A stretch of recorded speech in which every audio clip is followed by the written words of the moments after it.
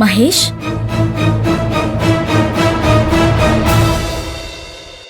என் மேல கோவமா இருக்கியா மகேஷ்? உன்கிட்டதான் மகேஷ் கேக்குறேன், ஏன் என் மேல கோவமா இருக்க? நான் வரலனா என்ன? நீ போய் கன்ஸ்ட்ரக்ஷனை பார்த்துட்டு வர வேண்டியதானே? உடனே போய் டாட் மாம் கிட்ட கம்ப்ளைண்ட் பண்ணுவியா? நான் கம்ப்ளைண்ட் பண்ணனா? உன்னை பத்தியா? மகேஷ், எதுக்கு இப்படி தேவையில்லாம என் மேல பழி போடுற? நீ சொல்லாமலா எனக்கு கால் பண்ணி அவங்க 2 பேரும் அப்படி திட்டினாங்க? சரி, டாட் கால் பண்ணி திட்டும் போது நீ எங்க இருந்த? உன்கிட்ட தான் கேக்குற மித்ரா, காது கேக்குது இல்ல? சொல்லு. நான் வீட்ல தான் இருந்தேன். மாம் டாட் கூட அவங்க பக்கத்துல தானே இருந்த? அப்ப உன்னாலதான் அவங்க என்ன திட்டினாங்கன்னு நான் சொன்னது கரெக்ட் தானே? நாம போய் பார்க்கணும்னு கிளம்புனது ஒண்ணும் வெறும் வீடு இல்ல மகேஷ், அது நம்ம வாழ போற வீடு. ஆண்டி சொன்னது உனக்கு ஞாபகம் இருக்கா இல்லையா? மித்ரா. மகேஷ் ப்ளீஸ், நான் என்ன சொல்றேன்னு முழுசா கேட்டுட்டு அப்புறமா கோவப்படு. நான் உன் கூட வீட்டை பார்க்க போறேன்னு அவ்வளவு ஆசையா கிளம்புனேன். ஆனா ஆனந்தி வந்ததும் என்ன அப்படியே விட்டுட்டு போயிட்டேன். எனக்கு எவ்வளவு ஹர்ட்டா இருக்குன்னு கொஞ்சம் யோசிச்சு பாரு. என்னால எல்லாத்தையும் அப்படியே தூக்கி போட்டுட்டு ஒண்ணுமே நடக்காத மாதிரி கம்பெனிக்கு போக முடியல. எனக்கு அவ்வளவு கஷ்டமா இருந்தது. அதனாலதான் திரும்பவும் வீட்டுக்குள்ள வந்தேன். அத பார்த்துட்டு அங்கிளும் ஆண்டியும் என்ன ஆச்சுன்னு கேட்டாங்க. அவங்க கிட்ட நான் என்ன நடந்ததோ அதுதானே மகேஷ் நான் சொல்ல முடியும். அவங்க உனக்கு கால் பண்ணி திட்டு வாங்கணும் இல்ல திட்டணும்னு நான் எதையுமே பிளான் பண்ணி சொல்லல. என் மேல இவ்வளவு கோவப்படுறியே, என் இடத்துல நீ இருந்திருந்தா என்ன பண்ணிருப்ப? உனக்கு அன்பு, ஆனந்தி, அவங்களோட ஃபீலிங்ஸ், அவங்களோட கஷ்டம் இது மட்டும் தான் பெருசா தெரியுது. எனக்கு மனசு இருக்கு மகேஷ், எனக்கும் ஃபீலிங்ஸ் இருக்கு, எனக்கும் வலிக்கும், எனக்கும் கஷ்டமா இருக்கும்ல மகேஷ். ஏன்னா நான் உன்னை அவ்வளவு லவ் பண்றேன். இப்ப கூட நீ அப்செட்டா இருப்பேன்னு தான் நான் உன்னை தேடி வந்தேன். ஆனா என் பாசத்தை, என் லவ் நீ கொஞ்சம் கூட வேல்யூ பண்ணவே இல்லைல்ல. ஆனா அது தெரிஞ்சும் நான் உன்னை தேடி தேடி வரேன். அதனாலே நான் உனக்கு ரொம்ப சீப்பா போயிட்டேன். மித்ரா, இந்த மாதிரி எல்லாம் எமோஷனலா பேசி என்ன ட்ரிகர் பண்ணாத. இந்த மாதிரி எண்ணத்தோட என்ன தேடி வராதன்னு நான் உனக்கு ஓப்பனாவே சொல்லியிருக்கேன்ல. மாம் டாடிக்கு தான் புரியலன்னா நீயும் புரிஞ்சுக்க மாட்டியா? அன்பு ஆனந்தி மேல நான் இவ்ளோ கேர் எடுத்துக்கிறேன்னா அதுக்கு ஒரே காரணம் தான். இன்னைக்கு அவங்க படுற எல்லா கஷ்டத்துக்கும் நம்ம கம்பெனியும் நாமளும் மட்டும் தான் காரணம். அதனாலதான் மகேஷ், நீ என்ன பத்தி என்ன வேணாலும் நினைச்சுக்கோ. ஆனா நீ அவங்க 2 பேர் மேலயும் எவ்வளவு கேரோட இருக்கியோ அதே கேர் எனக்கு உன் மேலயும் இருக்கு. அதனாலதான் நீ என்ன எவ்வளவு ஹர்ட் பண்ணாலும் நான் உன்னையே சுத்தி சுத்தி வரேன். தயவு செஞ்சு நீ அன்பு ஆனந்திய பத்தி நினைச்சு நினைச்சு இவ்வளவு ஸ்ட்ரெஸ் ஆகாத மகேஷ். அவங்க பிரச்சனையை அம்மா பாத்துப்பாங்க. கண்டிப்பா அம்மா இந்த கேஸ சால்வ் பண்ணி அன்பை வெளியில கொண்டு வந்துருவாங்க. அது எனக்கும் தெரியும். ஆனா எப்போ? காலையில ஆனந்தி பேசுனதை கேட்டல்ல. இன்னும் 15 நாள் அன்பு ஜெயில தான் இருப்பான்னு ஆனந்தியால நினைச்சு கூட பார்க்க முடியல. அன்பை பத்தி கூட நான் அவ்வளவா கவலைப்படல. அவன் தைரியசாலி, எந்த சூழ்நிலையும் ஹேண்டில் பண்ணிடுவான். ஆனந்தியும் தைரியசாலி தான் மகேஷ். ஆஃப் கோர்ஸ், நான் இல்லைன்னு சொல்லல. ஆனா ஆனந்தி எந்த அளவுக்கு தைரியசாலியோ அதே அளவுக்கு எமோஷனலா வீக் பர்சன். அன்போட அம்மா பண்றது தப்புன்னு தெரிஞ்சாலும் அதை தாங்கிக்கிட்டு விட்டு கொடுக்காம நிப்பா. அவங்க மேல கோவப்பட மாட்டா. இதே மாதிரிதான் எல்லா இடத்துலயும்.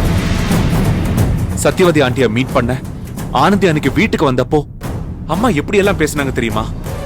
வேற ஒரு பொண்ணா இருந்தா, ஏன் ஆனந்தி இடத்துல நீ இருந்தா கூட திரும்ப 4 வார்த்தை பேசிருப்ப. ஆனா ஆனந்தி எதுவுமே சொல்லாம அமைதியா போனா. அன்பு ஜெயில இருக்கான்னு சொல்லி அழக்கூட ஆள் இல்ல ஆனந்திக்கு. அன்பு ஜெயில இருந்து வர வரைக்கும் அவளை எப்படி சமாளிக்கிறதுனே தெரியல எனக்கு. மகேஷ், இது எல்லாமே அவளே அவளுக்கு இழுத்து விட்டுக்கிட்டது. திருமூர்த்தி தப்பு பண்ண அத நம்ம கிட்ட சொல்லிருக்கணும். அத விட்டுட்டு தனக்கு தான் எல்லாம் தெரியும்னு அவைய திருமூர்த்திக்கு பின்னாடியே போய் அவனை புடிச்சு கொடுக்கணும். என்ன பேசுற? மாம் டாட் பேசுற மாதிரியே பேசுற. நீ பேசுறது நியாயமான நீயே நினைச்சு பாரு. அன்னைக்கு நானும் டாடும் தான் திருமூர்த்தியை பிடிக்க ட்ரை பண்ணோம். ஆனா அவன் தப்பிச்சிட்டான்ல. ஆனா அப்படிப்பட்ட கிரிமினலை அன்பு ஆனந்தி புடிச்சு கொடுத்திருக்காங்க. நம்ம கிட்ட சொல்லிட்டு தான் அவனை பிடிக்கணும்னு நினைச்சிருந்தா இப்ப வரைக்கும் அவன் மாட்டிருக்கவே மாட்டான். ட்ரக்ஸ் ஸ்மக்லிங் கேஸ்ல நானும் டாடும் தான் ஜெயிலுக்கு போயிருப்போம். அவ்வளவு பெரிய ஹெல்ப் பண்ண அவங்க 2 பேர் பத்தியும் நம்ம கம்பெனி கவலைப்பட போறதும் இல்ல, பாதுகாப்பு கொடுக்கவும் இல்ல. சில்வர் ஜூப்ளி ஃபங்க்ஷன்ல ஆனந்தி வாழ்க்கையை அழிச்சிட்டோம். இப்ப அன்பு வாழ்க்கை அழியறது வேடிக்கை பார்த்துட்டு இருக்கணுமா? நீங்களாம் என்ன பண்ணுவீங்களோ தெரியாது. அன்பு ஆனந்தி வாழ்க்கை அழியறத என்னால பார்த்துட்டு சும்மா இருக்க முடியாது. அதை காப்பாத்தி கொடுக்க என்ன செய்யணுமோ அதை நான் செய்வேன். அவங்க 2 பேரும் ஒன்னா சந்தோஷமா வாழணும். அது வரைக்கும் நான் உன்னை பத்தி இல்ல, என்ன பத்தி கூட யோசிக்க முடியாது. தயவு செஞ்சு இந்த கல்யாணம்னு என்ன டிஸ்டர்ப் பண்ணாத. மகேஷ், மகேஷ்,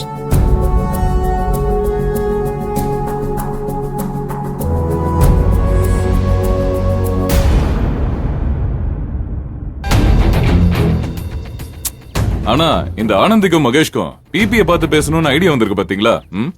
அதுதான் நம்ம யோசிக்க வேண்டிய விஷயம். ரொம்ப உஷாரா இருக்கணும் சார். நாம உண்மைதான் சார். அந்த ஆனந்தி மகேஷும் அங்க வருவாங்கன்னு நான் கொஞ்சம் கூட எதிர்பார்க்கல சார். ஆனா சட்டுன்னு நான் போய் மறைஞ்சுக்கிட்டேன்.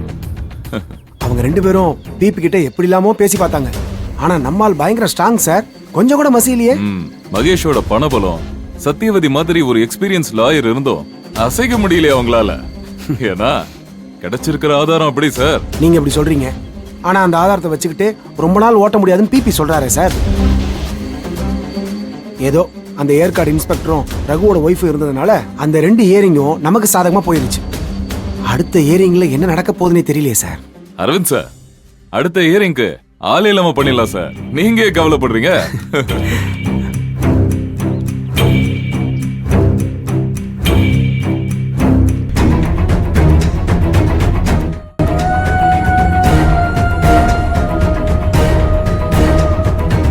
ஆமா சார், சீக்கிரமே ஒரு ஆளை உள்ள அனுப்பணும் சார். அண்ணன் வேற ரொம்ப அப்செட்ல இருக்காரு சார்.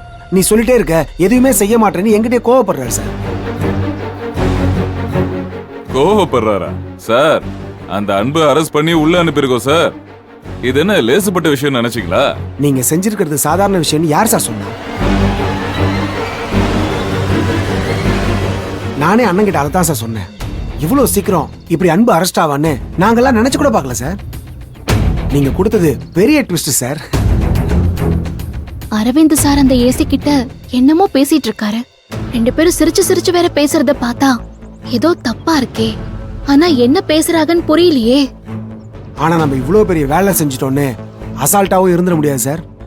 ஏன்னா அந்த ஆனந்தி வெளியில தான் இருக்கா, சும்மா இருக்க மாட்டா சார். ரொம்ப நல்லாவே தெரியும் சார்.